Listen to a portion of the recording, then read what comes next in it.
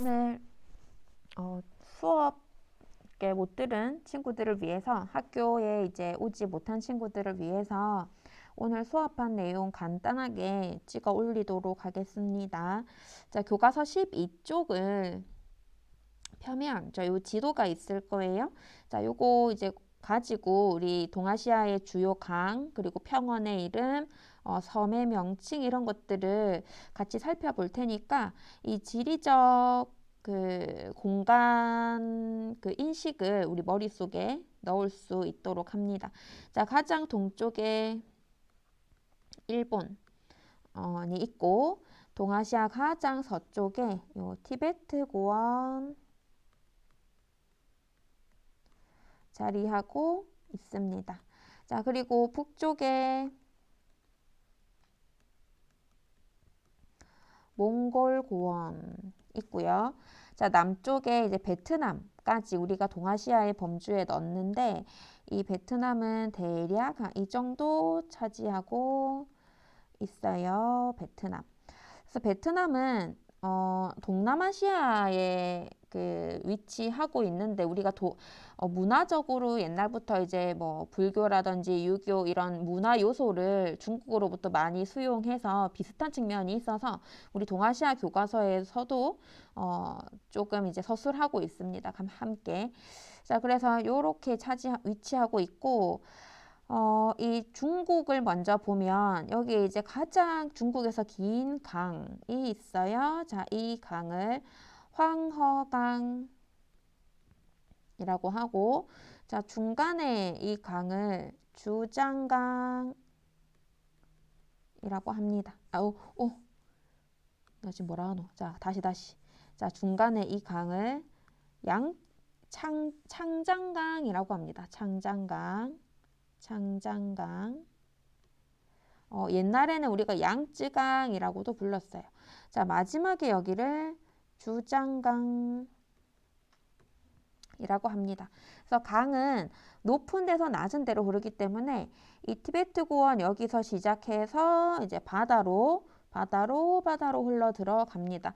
자, 그래서 강의 하류에는 평야가 자리하고 있겠죠. 그래서 이 황하강 하류에는 화베이 평원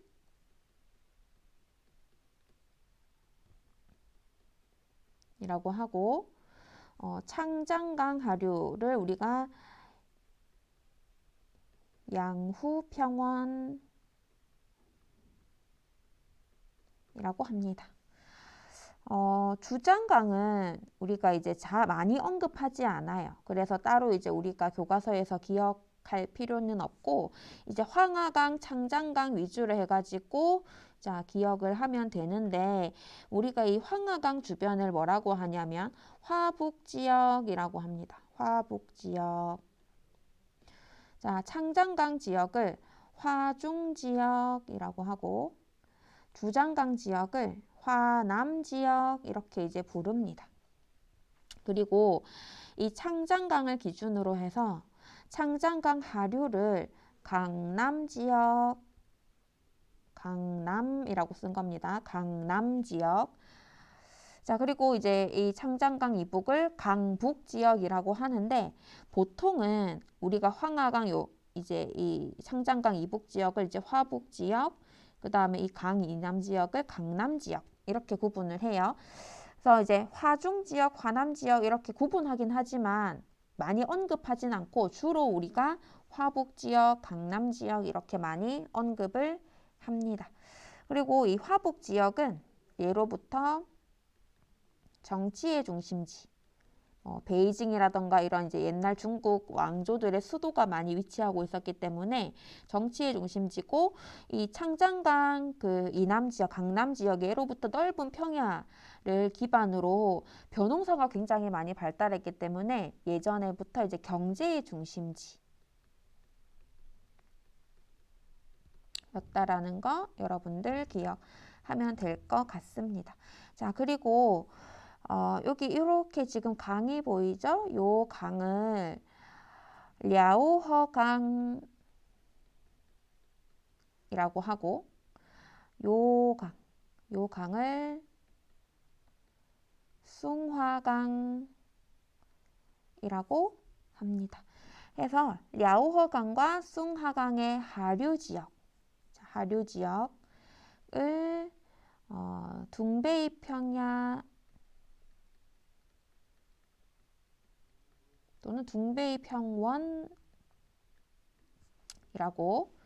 합니다. 자, 여기까지 기억할 수 있겠죠? 자, 그리고 이 바다 쪽으로 이렇게 튀어나온 요 부분을 우리가 반도라고 부르거든요. 그래서 요 지역은 우리나라, 여기를 우리 한반도라고 하죠. 한반도. 그리고 여기 이렇게 튀어나온 부분도 보여요. 이쪽으로 튀어나온 요 부분을 랴오뚱반도 또는 이제 우리말로는 요동반도라고 부르죠. 자, 이쪽에 이렇게 튀어나온 부분을 산둥반도라고 합니다. 산둥반도 아마 많이 들어봤을 거예요. 산둥반도. 자, 지리적 위치 기억을 하고, 자, 밑에 여기 보면 중국의 동남쪽에 큰 섬이 하나 보입니다. 자, 여기를 타이완 또는 이제 우리가 대만이라고 부르는 타이완입니다. 자, 일본으로 가볼게요. 자, 여기 보면 큰 섬, 일본은 우리가 일본 열도라고 부르죠. 열도라는 건 여러 섬이라는 뜻이고, 자, 이쪽에 보면은 큰 섬이 하나 보입니다. 이걸 우리는 홋카이도라고 부릅니다. 홋카이도. 자, 그리고 여기 중간에 여기 큰 섬이 하나 보이죠. 뭐 섬이라고 하기는 할 수 없을 정도로 큰 섬 보이면 여기를 혼슈라고 불러요. 자, 여기 중간에 보면 비교적 좀 적은 여기를 시코쿠라고 부릅니다. 그리고 마지막 여기를 불러요. 크게 네 그리고 이루어진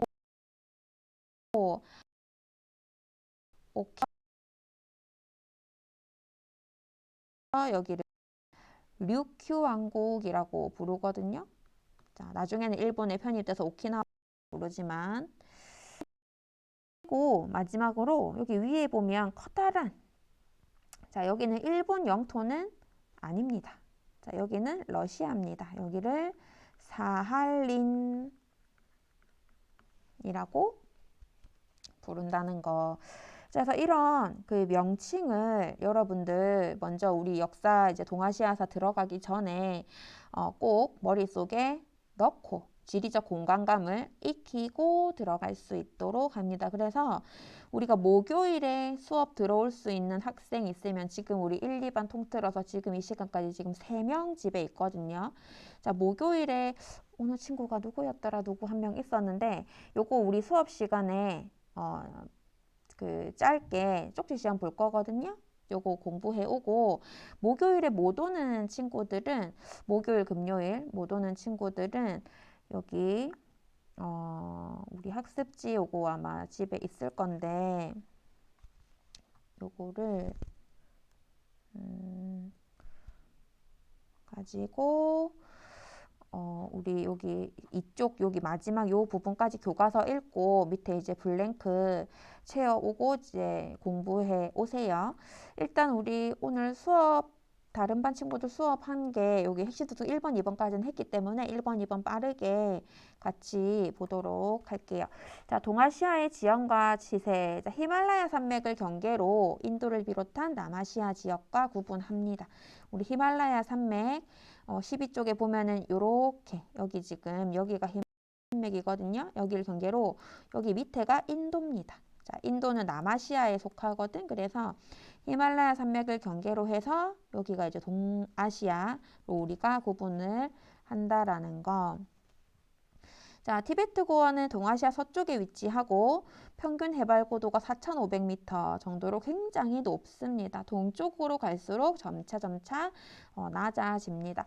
자, 중국의 동부 지역은 큰 강을 따라서 낮은 평원지대가 형성되어 있고 주로 여기에 많은 인구들이 모여 삽니다. 자, 랴오허강과 숭하강 유역에 둥베이 평원 위치한 거 우리 아까 확인했고, 황허강 유역에 화베이 평원 있습니다. 창장강 유역에 양후 평원. 자, 이런 평원들이 드넓게 펼쳐져 있습니다. 자, 한반도는 우리나라니까 잘 알고 있죠. 서쪽 해안 지역으로 평야가 발달해 있고, 북동부 지역에는 이제 산지가 많이 분포하고 있습니다. 자, 일본 열도와 타이완 지역은 평야가 적고 산지가 많은 편이고, 환태평양 조산대에 속해 있어서 우리 무슨 활동이 빈번합니까? 화산과 지진, 자, 활동이 빈번하다라는 거. 자, 동아시아의 기후와 생업 부분 간단하게 볼게요. 자, 우리 동아시아 지역의 사람들의 삶은 이 자연환경과 밀접하게 연관이 되어 있습니다. 우리 13쪽에 요 지도 보면은 크게 이제 벼농사 지역, 밭농사 지역, 유목 지역 이렇게 비교해 볼 거예요. 여기 초록 색깔 이렇게 되어 있는 요 부분은 연 강수량이 600mm 이상 오는 지역이에요. 여기는 벼농사가 가능합니다. 자, 이 주황 색깔로 되어 있는 여기는 400에서 600mm 정도 이제 강수량이 오는 지역이고, 여기는 벼농사를 할 정도로는 비가 많이 오지 않고 다만 이제 밭농사는 가능한 지역입니다. 강수량에 따라서. 자, 그리고 400mm도 안 오는 지역은 사실상 농업이 불가능합니다. 그래서 여기는 유목 생활을 한다라는 거. 이제 가축들을 초지에서 자 길러낼 수 있습니다. 자, 해서 이렇게 자 벼농사 지역, 밭농사 지역, 유목 지역. 여기는 이제 벼농사 가능, 밭농사, 그리고 이제 유목 가능하다라는 거죠. 강수량에 따라서 이렇게 달라진다라는 거.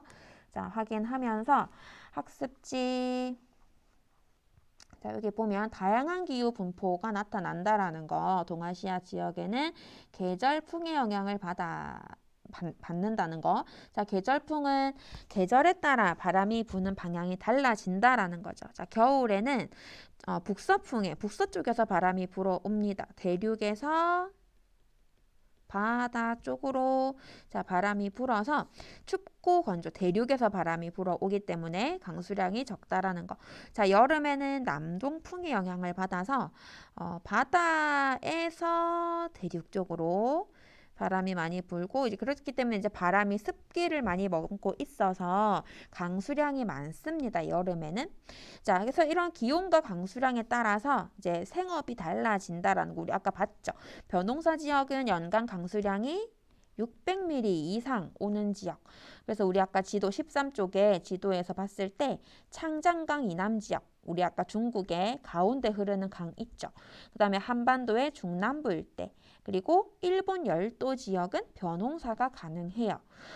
일본 열도에서 지도를 확인했을 때 무슨 섬은 제외하고 홋카이도는 제외하고 대부분의 지역은 벼농사가 가능합니다. 자, 밭농사는 연간 강수량이 400에서 600mm 사이 오는 지역은 밭농사는 가능합니다. 중국의 화북 지역, 만주의 남부 지역, 한반도의 북부 지역, 일본의 홋카이도 지역.